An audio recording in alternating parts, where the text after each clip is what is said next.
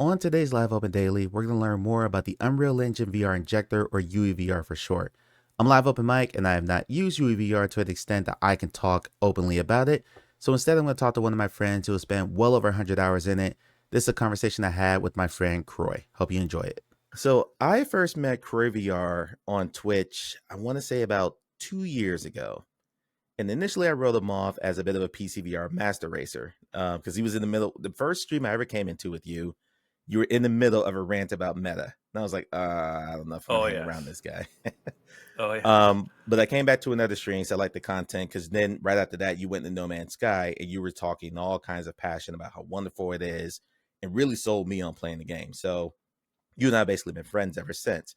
The reason we're having KroyVR on today is because I wanted to do some coverage on UEVR because I've watched enough of Kroy's streams to know really the ins and outs of it without ever having messed with it myself.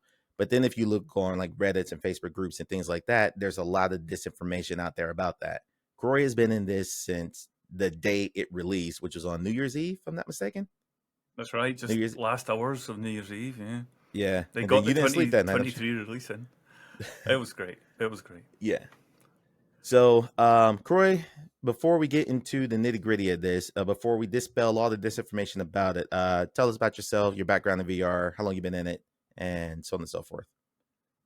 Yeah. So, like a lot of people our age, we saw VR in the movies when we grew up. We saw Mm-hmm. VR in arcades and in cities, and we thought it was cool. And then Palmer Luckey got involved, and out of a garage he spawned Oculus. And you mentioned rants about Meta. I was already down on Meta, Mm-hmm. so when they bought it, I noped out of VR. I was just like, that's fine. No, that's fine. I'll have nothing more to do with it. I'll just go away and I'll do something else. There's plenty of things out there that are interesting with technology.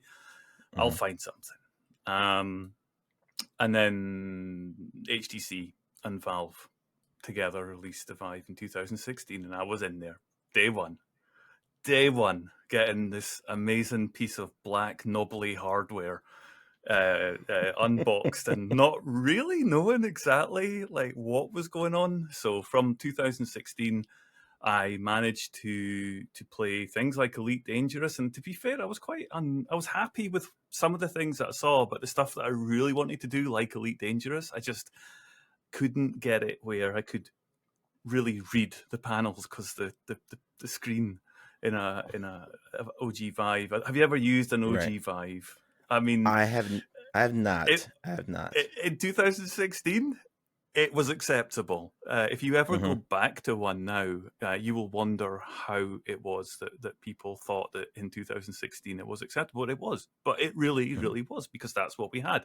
We had the Rift, we had the Vive, and that was our VR. So I've been involved in that since day one, and I've had my rants about Meta, but that's the company behind Right. the VR. Right. That's the issues that I have with this, the way that they are an advertising business. I'm not. Oh, you know the story, right? But it's not Right. it's not the people that use their products. It's really the company and the way that they run their business that I don't like. So without getting too heavy in on that, Mm-hmm. I have managed to sustain myself more than adequately in PCVR, Mm-hmm. just with my big hulking box under my desk with loads of fans and noise, and a couple of lighthouses that I've had in place since 2016. Right. And that's been me, and it's just slowly now I'm at the point where I find it so difficult to play a flat screen game. Yeah. I just get to the point where I'm sitting playing it, uh, and I'm thinking to myself, this is good, but I could be doing something in VR right now. Mm-hmm. I could actually be in VR. So if I'm sitting on the PlayStation playing multiplayer with my son, or Mm-hmm. I'm sitting playing a game here, then I'll be. It won't sustain me. It won't hold me. Right. I don't think I've finished the last main flat screen game that I finished Mm-hmm. was Death Stranding. on the PS4. That's a hell of a game How long? too. It, That's a long game. I'm surprised you got through that one, honestly. in the holidays, Okay. and it was great. Almost platted it on the trophies. I Okay. might yet go back and do that if I'm ever sick and I can't face standing up in VR. So yeah, so VR for me, I've been able to avoid doing any business with Meta. I don't have an account, etc. And I Hmm. find myself in a situation where there is more games than I can play. Right. Like you know, it's there. There's more content out there, and I know that loads of people have that issue, right? It doesn't Hmm. matter what platform you're on. If you've got more than one genre that you like of games, Hmm. then the chances are you've got more to sustain you than you've actually got time to make the most of. So, yeah, Right. UEVR really helped with that. That's what I was gonna say. You said you managed to sustain yourself purely in PCVR. I know UVR has just opened up a whole new world of games and options to you that you probably wouldn't even consider before. So, for give me like the 30-second Cliff Notes version for the average gamer. What is UEVR? I know I could explain it, but I think it'd be better if you explain it. Someone who has used it for 6 months. Yeah, UEVR is a standalone application that sits on your PC that you press a couple of buttons after you've loaded up your favorite desktop game. And if it's an Unreal Engine 4, most of them will work. If it's Unreal Hmm. 5, then you would expect most of them to work. The results will vary, but all that you're doing is downloading an application. You're going to that application. Once the game's loaded, you press the inject button, Hmm. and then it thinks about it. The screen will dissolve just for a second, and then it'll come back, and you put on your headset if you haven't already got it on, and you'll be looking around in the world that you know from playing the game on flat screen, and you'll be doing this and just Hmm. gawping at the scale of it if it's worked. And there is Knock definitely on wood. some, yeah, there's unless you know it's going to work through other people saying it can work or will work. If you've taken a bit of a gamble because you Hmm. happen to have the game, then there's not every chance it will. But that's basically that's the nuts and bolts. The basic thing that you can expect is to load up your favorite game or a game that you don't know and you want to try it for the first time in VR, and Right. that's you. You've got that at least read-off head movement, but then it gets more. It gets more, right? There's more you can do with it, but that's Hmm. the kind of the minimum I'd say that you'd expect from getting it working. That was going to be the next follow-up question: is how plug and play is it? So you're saying when you inject, you're pretty much guaranteed 3 off, and then everything else results may vary depending on what profiles are already set up for the game. Do I have that right? So Satisfactory was the first game that I tried. Hmm. Satisfactory is a factory building game. It's an open world game. It's a paradise for min maxers and creative minds and yeah. If you know Satisfactory, the chances are you're aware of the game. It's the kind of game that people will just spend Hmm. hundreds of hours in. And it's a game I already had flat screen hundreds of hours in previously. Hmm. So I wanted to try. It's the first game I tried, and because of the way the game was made,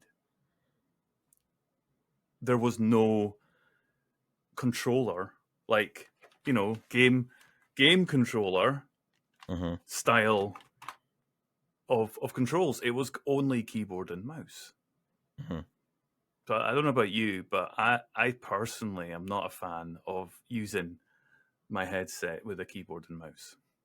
Me too. I can't stand it. It, I actually I can don't mind controllers. I can deal with the I'm, game packs. I feel like I'm still yeah, playing like it's so jarring like to use a keyboard and mouse. I've done it for productivity stuff because I'm kind of dabbling in spatial computing type things right now. So I'm yeah, learning, but for a game, no, I still want to use a gamepad or some actual motion controllers. yeah, Still not yeah, quite there for me yeah. yet. So Satisfactory, the first game that I tried, I recognized that it worked out the box, but because of the Hmm. underlying game, I wasn't able to get my index controllers. I wasn't able to get those working Mm-hmm. at all. And everybody on the discussion in Discord was saying the same thing. And it was a fundamental issue with the basic game. So you always have to look at the basic game and the way that it's set up. If there are certain things that the devs have done to the game on flat Mm-hmm. screen, it may be that could interfere with just out of the box basic functions, plug and play for UEVR. It's possible, and it does happen. Right. Yeah, and it's important to note that when people talk about it doesn't work right out of the box or something like that, the game wasn't built for VR. You're doing a self-made mod, basically. You're using the tool to create a mod to get this game in VR. So if your expectations are complete plug and play, full motion control, sixth off movement, all that, I think that there are profiles set up for some games to get you there fairly quickly, but a lot of games you're going to have to do even a fair amount of tinkering. I think that's something to be expected when you're dealing with basically translating the game into a different medium. I think the amount of tinkering has been overblown from what I've seen you do, which is going to be my next question. How much tinkering have you had to do on average from game to game? You played, a couple dozen games in VR at this point in UEVR. So on average, Yeah. how much tinkering do you say you've had to do? My first advice to anybody picking up is to go to the Discord. Mm-hmm. Type in the name of That's the game that you're trying to play, mm-hmm. and look. Go to the Flat to VR Discord. There is also a Flat to VR website, and that's the first point. So going into there will, if you are lucky, if it's a Mm-hmm. fairly well-known game, and there are thousands of them, so if you should find that there is a profile, and at that point, all that's required is to download a file, go to the UEVR client, import that file, and then have your game and inject it. And if that is all that's required for the game, then that really is it. No tinkering beyond just Mm-hmm. downloading a file and importing it. I mean, that's what, seconds, right? That's seconds. Right. But you have to know where to get that information. And I think one of the criticisms that people have had has been, how do you find a profile? Like, how do you get that? So Discord, go in, use the search facility, type in the name of the game, scroll through the search, you'll find it. You will find it. Somebody will have mentioned it. The chances of Mm-hmm. you in 6 months after UEVR's launch coming up with a game that somebody else hasn't already thought about, Mm-hmm. somebody might have mentioned it. And you have to obviously know that it's Unreal Engine. So yeah, that's it. That's the best case. That's the best case scenario.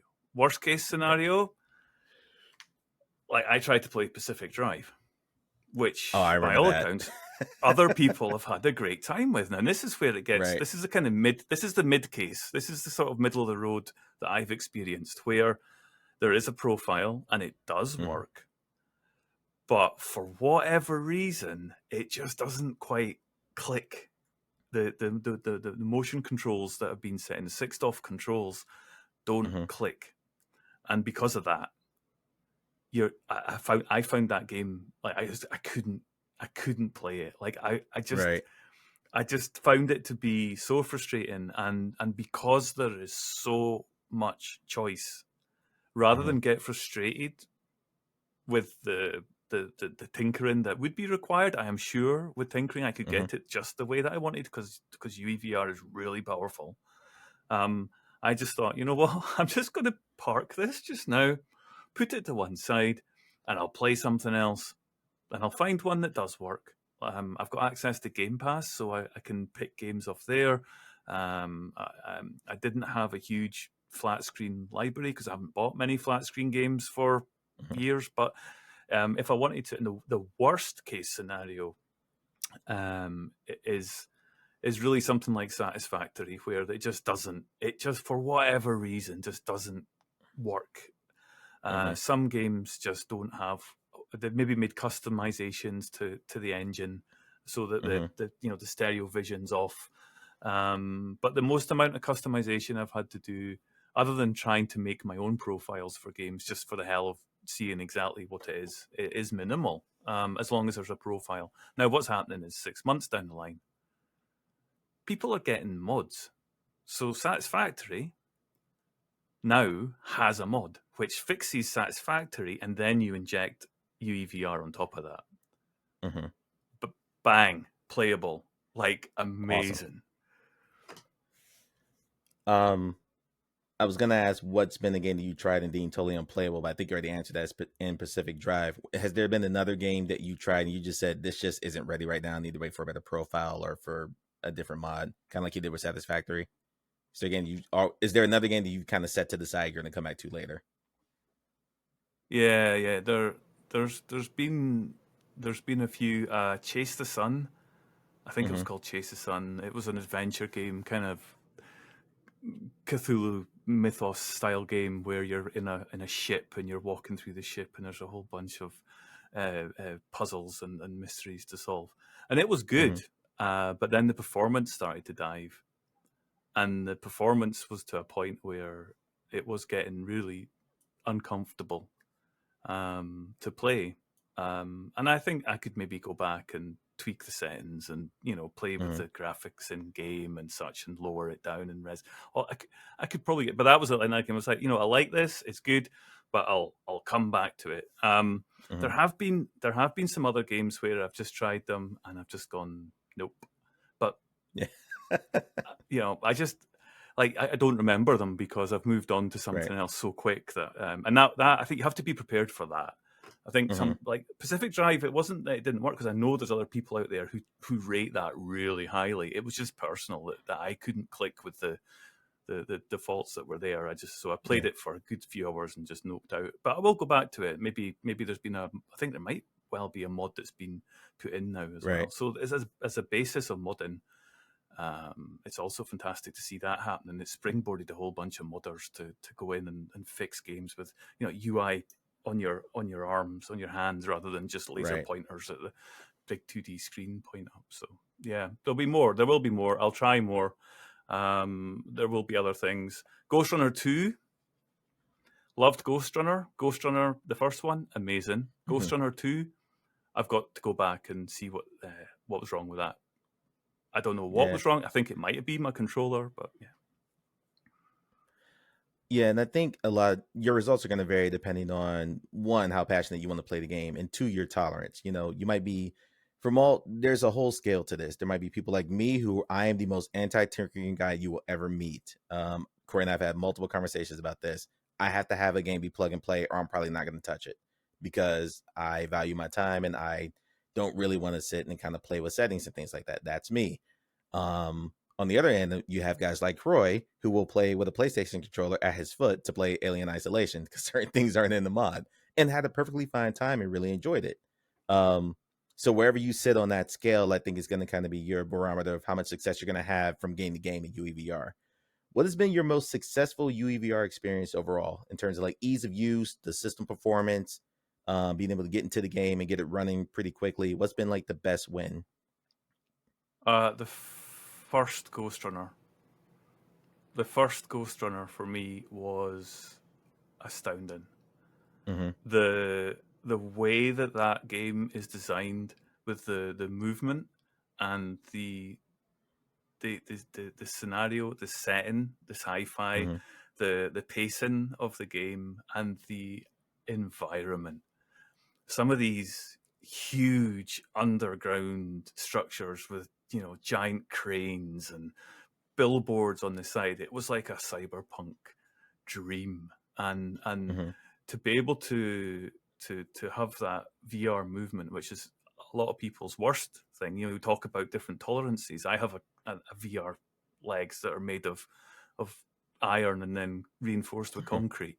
Like that won't face me, and I love that. I love that movement. So being able to play Ghost Runner in a game that is beautiful and to work out of the box. There were further tweaks and enhancements in terms of that, Hmm. and it was fluid. That was the important thing. It was fluid. You know yourself, if you're constantly wrestling with controls, that in VR Yes. is I'm just done. Like, no. and so it worked. And Hmm. it was just a fluid, and because the game itself is all about fluid movement and fast movement through those various scenes, I found myself just coming back to it again and again and again, and I played it through all in VR to completion. and that was a tough game. Like, there were Mm-hmm. times where I didn't know if I was going to make it or not, but it was just such a beautiful place to be in VR. And without UEVR, I never would have experienced that.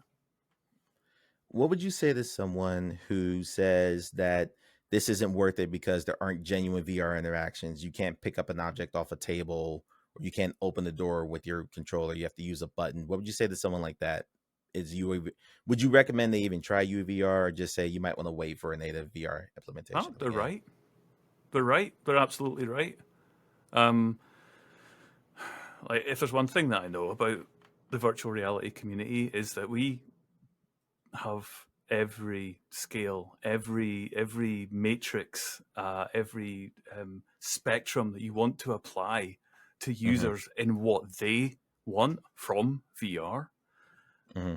You've got the purists who, if a game isn't up to scratch of Half-Life Alyx in terms of the interactions with everything, Mm-hmm. they just don't see it. And then you've got people who enjoy just that 3DOF element where you're able Mm-hmm. to visually see and be immersed in that space. And so if you fall toward the purist side, where everything has to be it's about the interaction, it's about room scale, right? That's why we've got Mm-hmm. like 6DOF in our hands and tracking, and that's why it's that immersion that you get. But for me, uh, what it is the fluidity of controls. It's the forgetting about the fact that you are controlling an avatar or a space in the digital realm. Mm-hmm. If my hands are moving fluidly, then my brain is able to suspend disbelief and accept that digital virtual reality. And Mm-hmm. so, to me, I'm a long-term console player. I've played in the '80s with a keyboard. You know, that was the only input that we had: ZX, Mm-hmm. left, right, and spacebar Right. for jump. You know, that's how we used to, and we were able to lose ourselves in those moments. So, yeah, it's easier maybe for people who fall more towards my side of the scale, where Mm-hmm. it's enjoyable just being in that space, and that you just want the controls to work rather than particularly what happens. So if I have to press a button to make a sword swipe rather than actually swipe the sword myself, Mm-hmm. I'm happy with that. Right. What game have Um, you spent the most hours in so far? oh, I, it's a I have a toss up guess on an between answer, but I don't know what you've done offline. So I have a guess. it's a toss up between Pal World and Satisfactory. Power was going to be my Um, guess. yeah, Pal World was big. I was playing that multiplayer with Mm-hmm. my son, which was part of the enjoyment. And I didn't always play that. There was performance gains from the game as well. The game Mm-hmm. itself wasn't performant in big bases, so there Mm-hmm. were times where I had to keep away. But for the actual exploration and the fights and playing, it's fantastic just to be at eye level with these giant beasts walking about, exploring the land, flying around. Yeah, Mm-hmm. good time, and multiplayer as well. Building the bases was good fun. So yeah, and then Satisfactory, I think, will eclipse it because it's such a big game. Mm-hmm. Uh, a playthrough can take anywhere between about, I don't know, 60 to 600 hours, depending on how much of a perfectionist you are. Last question. How would you rate your UVR experience against traditional mods? When I say traditional, I mean mods put out by, by Like Prey 7 Days to Dog Die. and Team Beef and, yeah, like 7 Days to Die mod. How would you rate your Yeah. UVR experience versus those other mods? Has it been easier, harder, about the same? Um, it gets you into VR quicker using UEVR, Mm-hmm. and you don't have to have any coding experience. You don't have to wait for somebody who thinks the same way that you do about the game. You just jump in with UEVR and see if it works. Mm-hmm. And that you might be lucky. So that in that regard, it's easier, and it gets you to the sort of the basic level. You might be lucky and get 6DOF controls. It might map really well. on the index controllers, I occasionally have to remap, like if tabs used or escape, for like a menu shortcut, or the equivalent, options button on a PS4 controller or whatever. But if anything like that comes in, and the D-pad stuff as well, which you can use to your head, and that's what I do with my index. I use D-pad as if it's there up to my head. It vibrates. So that'll get you to there. But in terms of a good mod, I still think you're going to get a better result. If the modder sticks with it, and like 7 Days to Die is a great example. Kaliba and Necro have done a fantastic job in bringing 7 Days to Die into VR to the point that it's near feeling like native. Dr. Bebop's Raft, that mod could be native in the game. It's nearly seamless. Whereas UEVR, you might find that there are issues. So I would say that UEVR will always get you to the first point of being in VR from a visual perspective quicker. But in the long run, you're going to get a better result out of a dedicated mod team who are actually designing the UI, the menus, the cameras, all the different options that a game might have. Yeah, like they've done all the work for you basically to try to make it as turnkey as possible. Okay. And you've done some work on the 7 Days to Die mod yourself, right? Like you've been helping them to at least doing some of the testing for it. Is that right?